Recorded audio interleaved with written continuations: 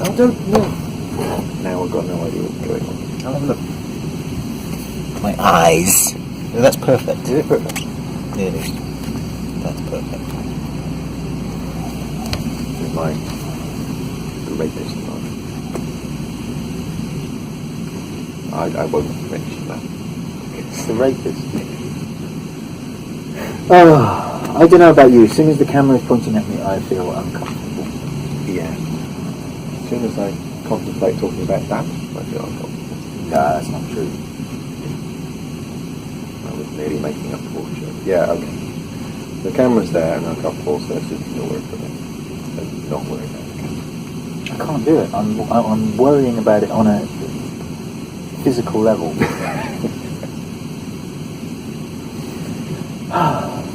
More like me. And the more I think like me, the less likeable I am. That's not true. No, it is true. Well, yeah, but you're starting from a very low bar.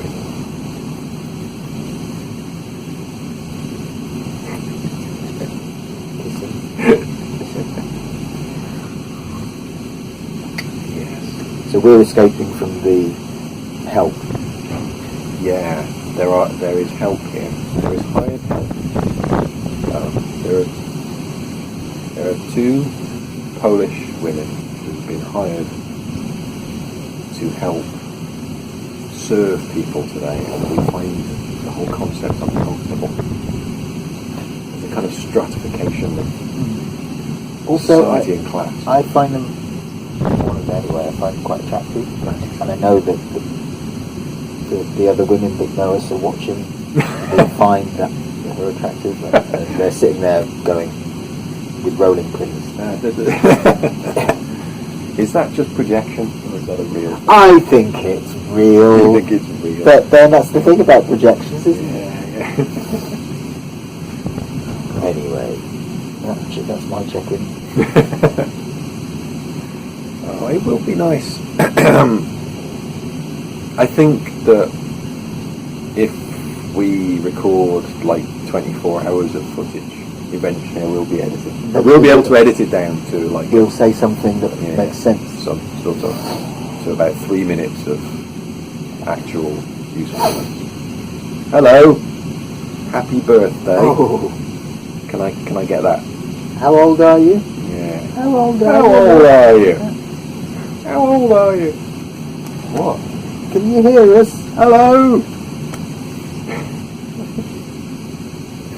Yeah. Oh, well, just think. One day it'll be us. One day it will be us. If we're lucky. I'm going to be 40 this year, right? Now for me, that's quite a milestone, you know. And at the same time, the idea that my dad is going to be 70, that's also a milestone. And you know, it's quite, I don't know what the word is, like, not arrogant, self-centered, to be worried about what your milestone means for me. Okay, and that's kind of, you know, it's like, Christ, my dad is 70, and I'm going to be 40. But then I look at my son and I think at some point he's going to be 40, and yeah, you'd have to worry about that.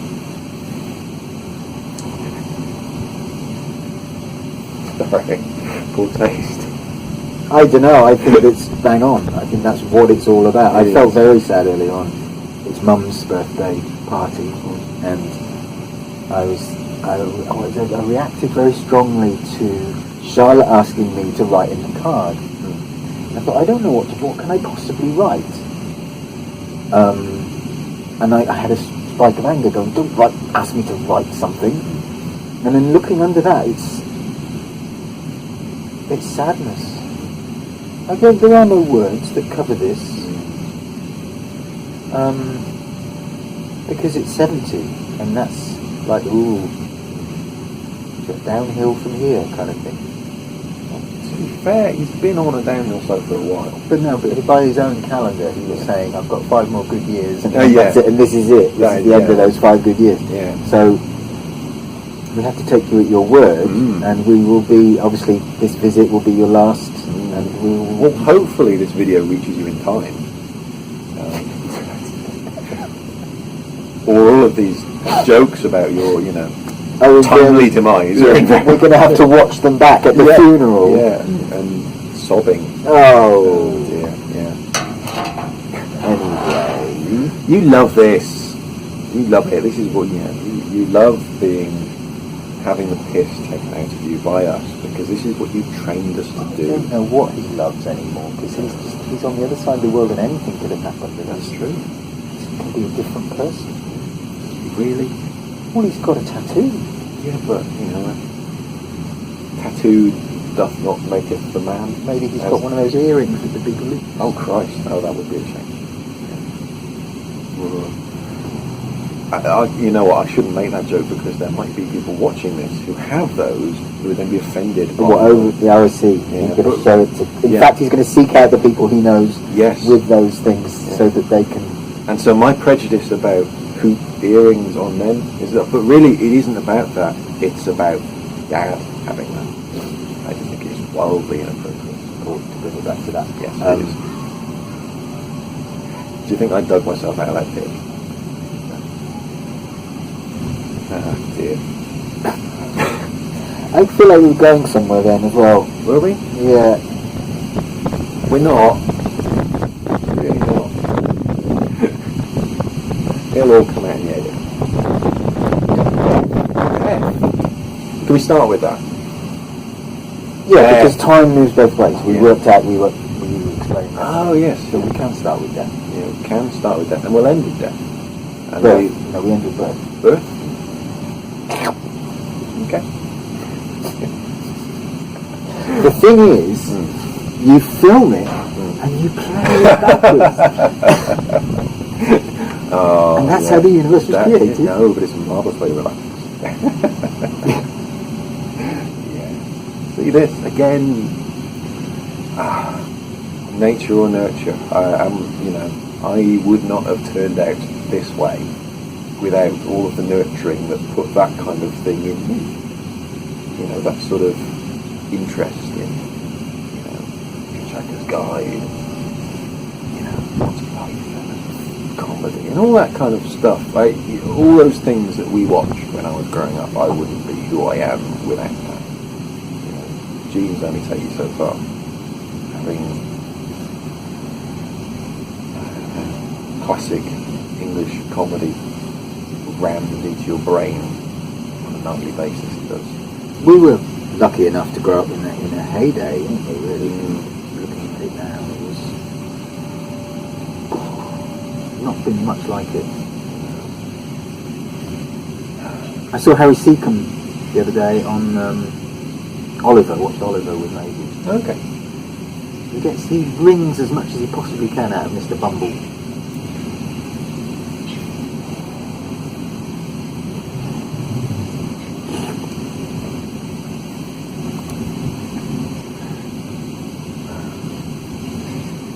How do you feel about him living on the other side of the world? Harry? No, Dad.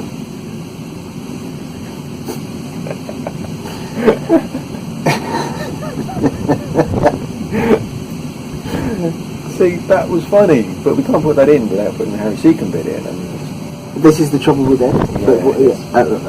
Perhaps you could mention someone else called Harry. Okay, I'll begin an anecdote about someone called Harry. No, Harry. No, it'll just come across. No, it's fine. I'll just say a really short anecdote about Belafonte. Harry Belafonte. Yeah. I really love Harry Belafonte. Yes. For no good reason. If only he didn't live on the other side of the world. How do I feel about him living on the other side of the world? Harry Belafonte. What, of her own accord? Yeah. Oh dear God! At this point, I'm hoping that I didn't actually press record. Yeah. Well, I'm not going to talk about my feelings if you didn't. I didn't. Go on, talk. feel? I'm angry. Angry? Disappointed, frustrated, bitter, sad. How do you feel about Dad living on the other side of the world? Oh, not bothered. Yeah. Sorry, you were getting somewhere, and I was using the opportunity of not having the real him here to spit out my real feelings without protecting him from them, so that whoever it is that's sitting with him watching this can pick up the pieces for me. Right. Is this like when you shout at a chair? Yes! Yeah. If only there was some kind of psychological fucking system chair. that included that. Yeah. You cunt of a chair. Look at you with your 4 fucking uprights and your comfy bits. What if you've actually got a problem with chairs? What, do they get a man to stand there and you shout at the man pretending Well, no, this chair reminds me of the little room I was locked in as a child, where all there was a chair. That's not a real thing that happened. You're good. Because you never know. Yeah. What does that mean? What? Because you never know. You never know. I don't know what he fucking got up to with you. You know, I was the second attempt. You just see the damage. Yeah, you just absolutely. Left to surmise what must have gone on. What happened before me? What fuck ups did he make? He then came along and did it right. It's awful.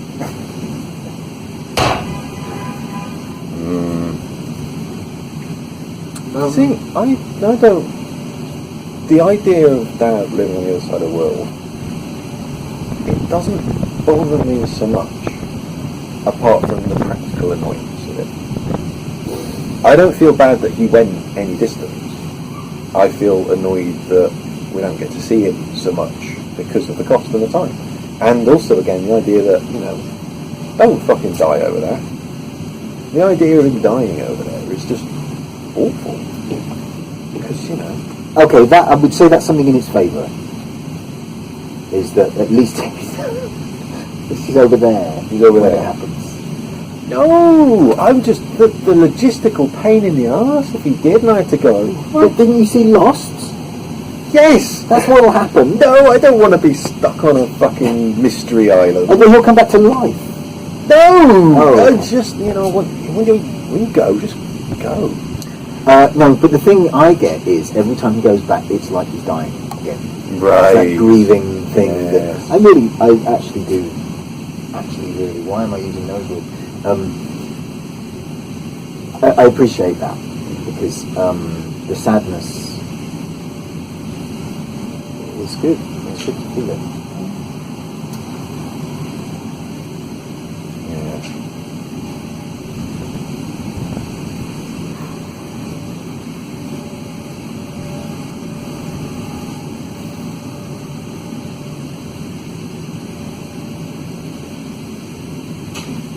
You were going to put that thing in about me fancying the hired help. Yes.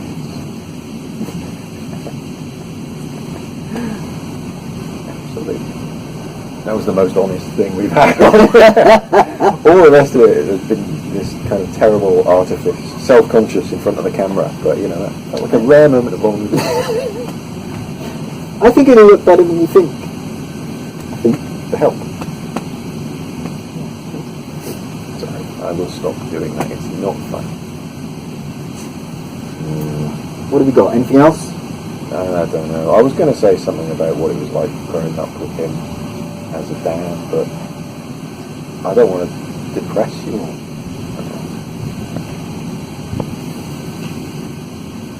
No. What he did, I think, what you did, you gave us a fighting chance to break the cycle of trauma. So thank you. That was nice.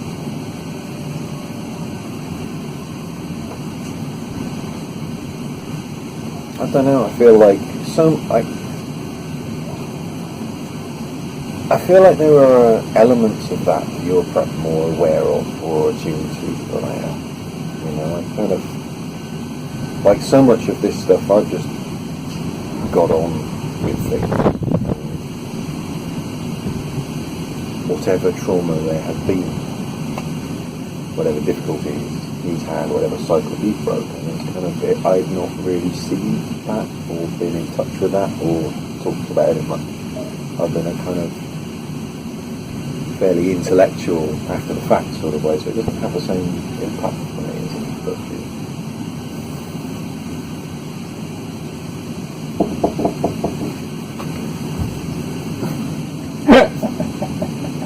Speaking of trauma, that's definitely going in. funny that the second Clear Lake album was called CD. Wuthering. I'm going to put that in completely without context. Wuthering. You just Can we get Maisie? That's so good. Wuthering. Oh, hello. Oh, what is that? Wuthering.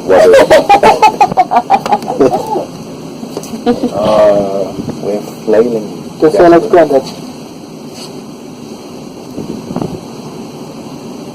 No. Is he there? He's not actually there, but we're recording stuff. Oh, I see. It's his birthday, yeah. Okay. No, yeah. A lot of people feel that way. We're really steeling ourselves. Taking a lot of grit and determination to get through this. I need more painkillers, actually. You need more painkillers. By that, do you mean gin? What? Morphine. Take a break. I don't know, unless Charlotte can prompt us, can you ask us questions? Can you imagine what it would be that our father would like to see us talk about and ask us a question that points us in that direction? Because we lack any sort of initiative or imagination, and we're massively self-centered. It might be easier to talk to a human than a camera. Okay. No, we're just massively self-centered. La la la. We can't possibly imagine what someone else might want. And so we're just sitting here indulging ourselves. There's no way Charlotte's going to agree with that. Yes.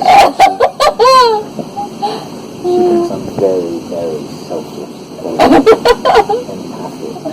No, I don't.